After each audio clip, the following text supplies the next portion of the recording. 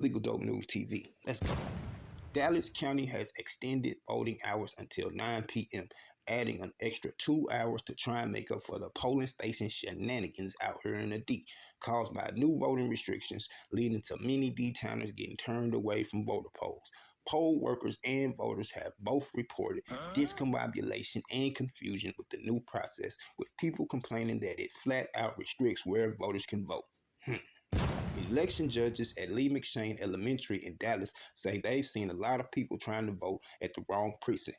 Two people living in the same home may have to vote in two different places. Democrats have to vote at Lee McShane Elementary, and the Republicans living in the same area would have to vote at Benjamin Franklin Academy. What in the Jim Crow? A poll worker in Dallas told reporters she had to turn away voters because only Republicans were allowed to vote at that location. The Dallas Democratic Party wasn't going for it and had to file a petition to extend the voting hours. Judge Stacey Williams expeditiously approved the extension. The fuckery was so severe that the Dallas County Elections Department whole website crashed, y'all. Damn.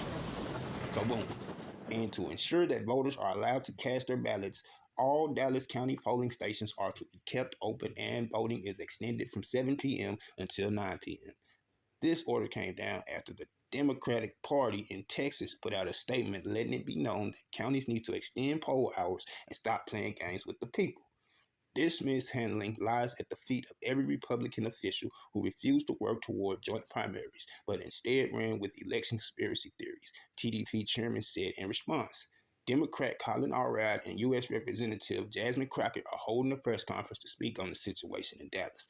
State Rep James Talarico released a statement saying he is deeply concerned about the reports of voters in Dallas being turned away and also called for an extension. Right on. In Texas, a primary runoff is declared when no one candidate in a race is able to secure more than 50% of the vote. If any of the March primary races result in a runoff, the runoff election will be held on May 26th, with early voting in the runoff taking place from May 18th to the 22nd.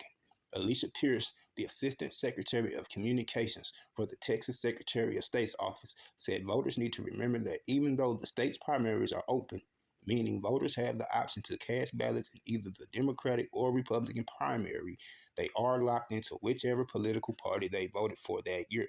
If you vote in the primary of one party, you cannot switch parties for the runoff. So if you vote in the Republican primary, you need to vote in the Republican runoff. If a runoff race is close, candidates can request a recount if the results are within 10%. A breakdown of Texas recount rules